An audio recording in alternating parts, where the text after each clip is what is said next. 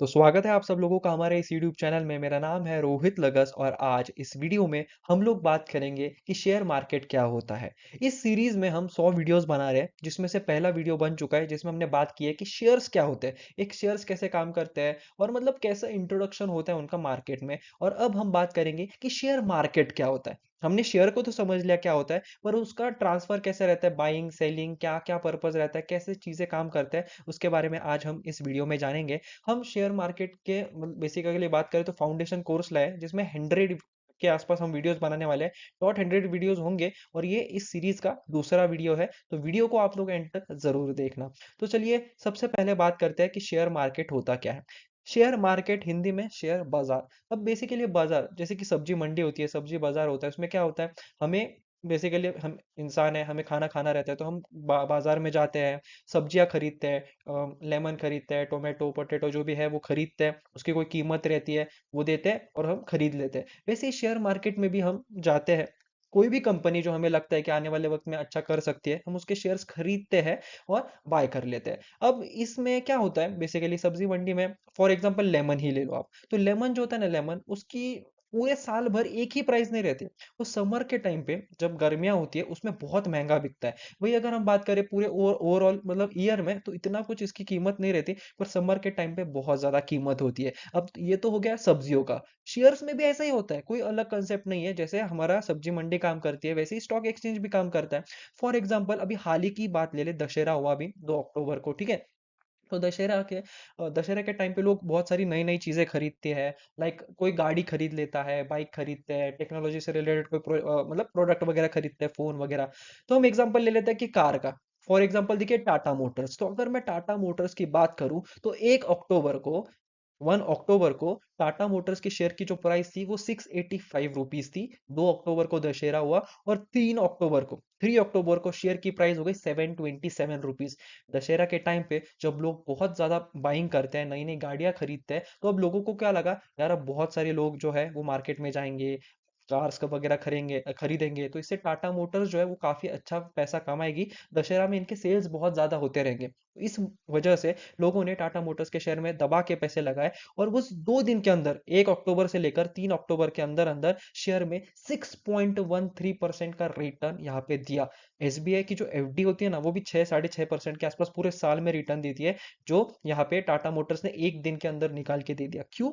दशहरा था, मूवमेंट था। वैसे ही बजट के टाइम पे भी मार्केट वॉलेटाइल रहता है। ये जो जियो पॉलिटिकल न्यूज वगैरह हमें देखने के लिए मिलते हैं, उस वजह से भी मार्केट बहुत ज्यादा वॉलेटाइल रहता है। तो वैसे सब्जी मंडी में सीजनल या फिर कोई भी रूल रेगुलेशन के हिसाब से जैसे सब्जी की प्राइस ऊपर नीचे होती है, वैसे ही स्टॉक एक्सचेंज में भी स्टॉक मार्केट के जो शेयर्स होते हैं वो ऐसी न्यूज़ की वजह से ऊपर नीचे होते रहते हैं। ठीक है, आई होप यहाँ तक ये वीडियो काफी अच्छे से आपको क्लियर हो गया होगा।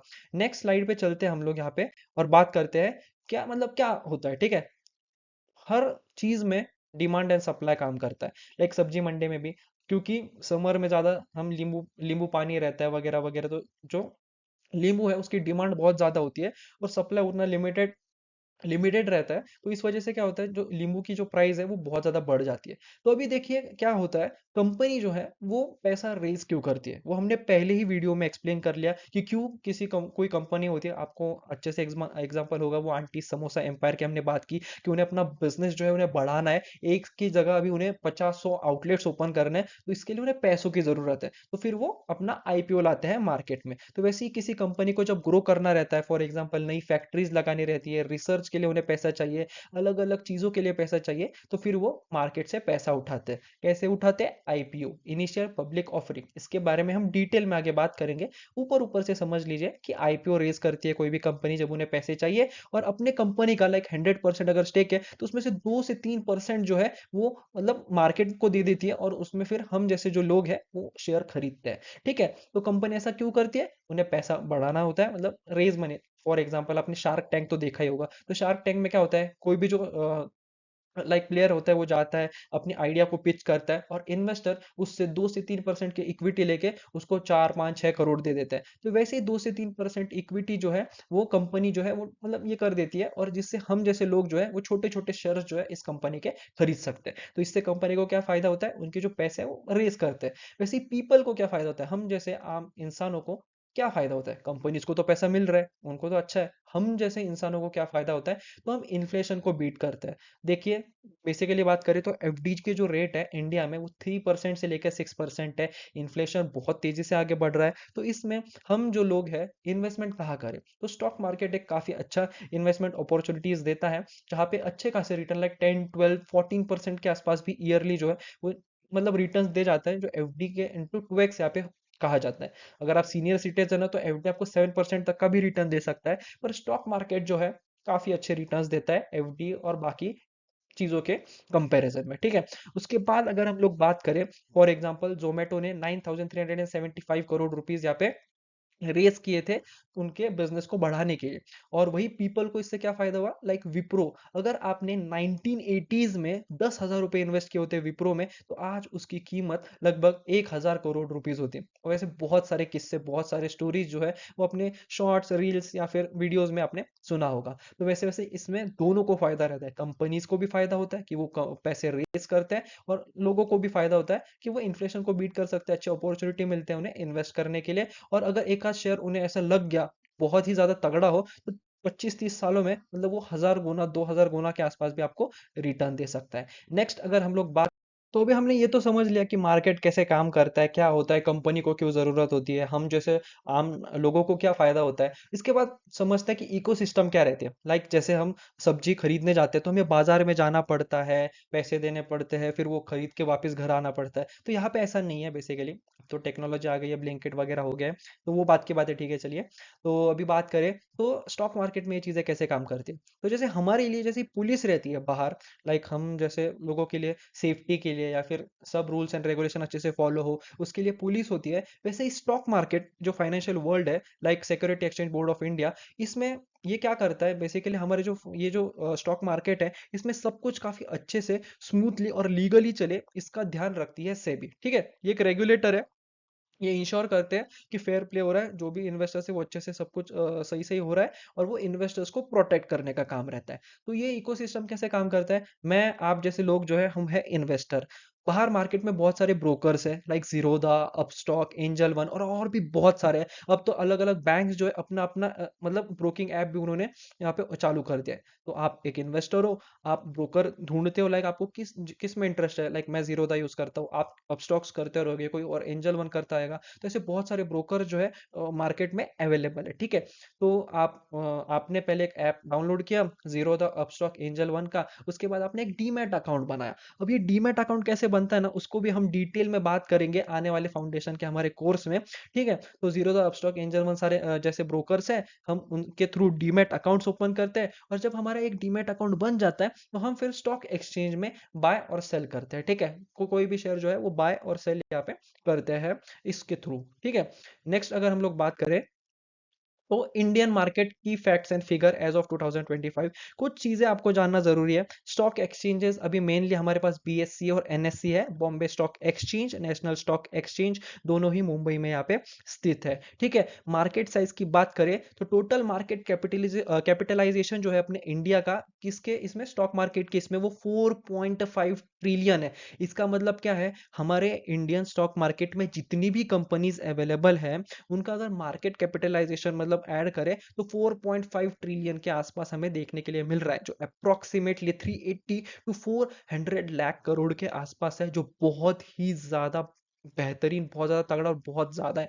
और अगर इन्वेस्टर्स का पार्टिसिपेशन की बात करूं तो हमारे इंडिया में अभी तक 15 करोड़ के आसपास के डीमैट अकाउंट जो है वो बन चुका है, और काफी बड़े लेवल पे इंडिया जो है अब इन्वेस्टमेंट मतलब जर्नी में आगे बढ़ रहा है। और काफी सारा जो यूथ है, यंग पॉपुलेशन जो है वो अब एसआईपी वगैरह चीजें करता है, और स्टॉक मार्केट अब बहुत ही ज्यादा एक अच्छी चीज बन चुकी है, और अवेयर अवेयर हो गए हैं लोग अभी। और धीरे धीरे जो नंबर है वो तेजी से आगे बढ़ता जा रहा है, और इससे हमारी इंडियन इकोनॉमी को भी बहुत ज्यादा फायदा होने वाला है आने वाले कुछ सालों में।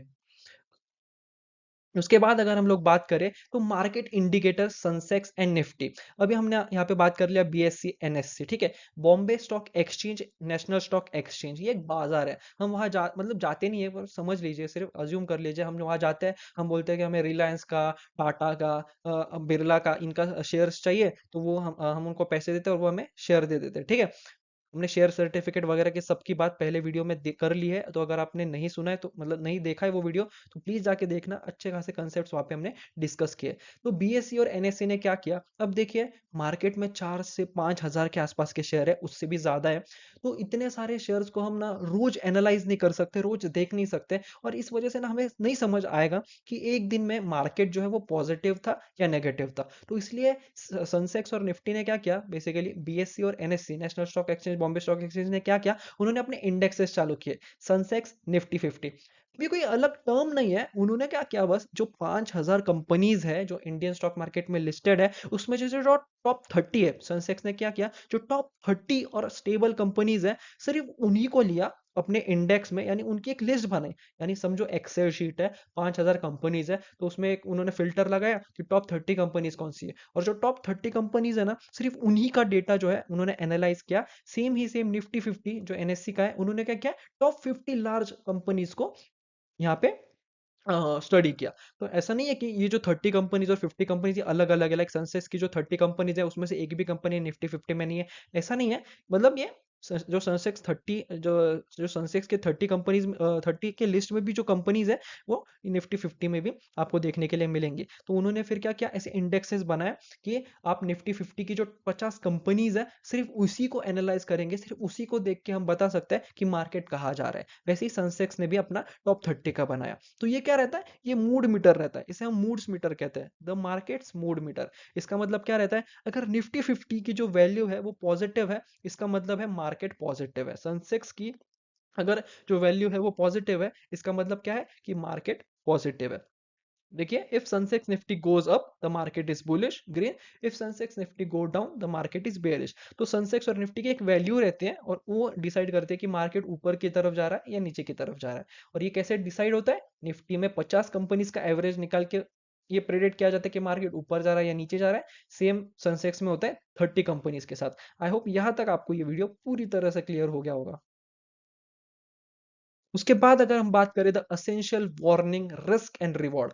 देखिए, स्टॉक मार्केट जो है सिर्फ अच्छी अच्छी बातें नहीं, यहाँ पर लॉस भी होता है, क्योंकि एफडीज जो होते हैं ना उसमें फिक्स्ड रिटर्न रहता है, उसके में आपको लॉस नहीं होता। बाकी के भी जो छोटे मोटे अपॉर्चुनिटीज होंगी इन्वेस्टमेंट की, उसमें आपको शायद लॉस नहीं होगा, पर प्रॉफिट बहुत ज्यादा कम होगा। एफडी में आपको 3 से 6% के आसपास का श्योर शॉर्ट प्रॉफिट है, पर स्टॉक मार्केट में आपको लॉस भी हो सकता है। बहुत बड़े बड़े केसेस है जहाँ पे बहुत ही ज्यादा लॉस जो है वो लोगों ने बियर किया है स्टॉक मार्केट में। तो जैसे कि हम बोलते हैं कि स्टॉक मार्केट आपको 10, 12, 15% के आसपास का रिटर्न दे सकता है, पर ये जो है ये आपको 15, 20% लॉस भी दे सकता है। लाइक अगर 100 रुपए इन्वेस्ट करके आपको, अगर आपको 120 रुपए मिल रहे हैं, तो 100 रुपए इन्वेस्ट करके आपको सिर्फ 70 और 75 रुपीज ही वापस मिल सकता है, और 25 रुपए का लॉस भी हो सकता है। ये एग्जाम्पल मैं दे रहा हूँ आपको। तो रिस्क रिवॉर्ड जो है थोड़ा अच्छे से मेंटेन आपको करना पड़ेगा। प्राइस नीचे भी जा सकती है, और जो रिवॉर्ड में आपको वेल्थ भी बिल्ड हो सकती है, 1000 2000 गुना अगर शेयर बढ़ सकता है, तो 50 100% नीचे भी गिर सकता है। वैसे बहुत ज्यादा गिरता है, पर इतना होल्ड नहीं करना चाहिए। अगर आपको लग रहा है कि आपने जो इन्वेस्ट किया वो 30 40% डाउन चल रहा है, तो एक समझदारी इसी में होगी कि आप निकल सकते हो। तो गोल्डन रूल क्या समझ में है, लॉन्ग टर्म इन्वेस्टमेंट करोगे तो मोस्टली प्रॉफिट में ही रहोगे। 5 साल से ज्यादा ज्यादा अगर आप किसी शेयर में इन्वेस्टेड हो, तो आपको काफी अच्छा प्रॉफिट यहाँ पे हो सकता है। और कंपाउंडिंग बहुत ज्यादा काम करती है। कंपाउंडिंग मतलब वो आपको आगे डिटेल में एक्सप्लेन करेंगे, हर एक वीडियो में हम बहुत ज्यादा डिटेल में नहीं यहाँ पे जा रहे हैं। धीरे धीरे एकदम डिटेल में हम वीडियोस बाय वीडियोस आपको एक्सप्लेन करेंगे, एक ही वीडियो में बहुत सारे कंसेप्ट को नहीं लेके आएंगे। उसके बाद क्या है, अपनी रिसर्च करना, ऑलवेज डू योर रिसर्च। वो रिसर्च कैसे करते हैं वो भी मैं आपको सिखाऊंगा आगे आने वाले वीडियोस में। तो हमारे चैनल को सब्सक्राइब यहाँ पे जरूर करना। और never invest money you need in the short term. आपको जो पैसा शॉर्ट टर्म के लिए चाहिए, लाइक आपके पास अभी लाइक 1 लाख रुपए है जो आपको 2 3 महीने बाद चाहिए, तो आप वो लॉन्ग टर्म के लिए मत इन्वेस्ट कीजिए। क्योंकि अगर समझो आपने यहाँ पे इन्वेस्ट कर लिया, 2 महीने बाद अगर शेयर नीचे गिर गया और आपको चाहिए, तो आपको वो लॉस में बेचना पड़ेगा। पर वही अगर आपको वो पैसा नहीं चाहिए रहता,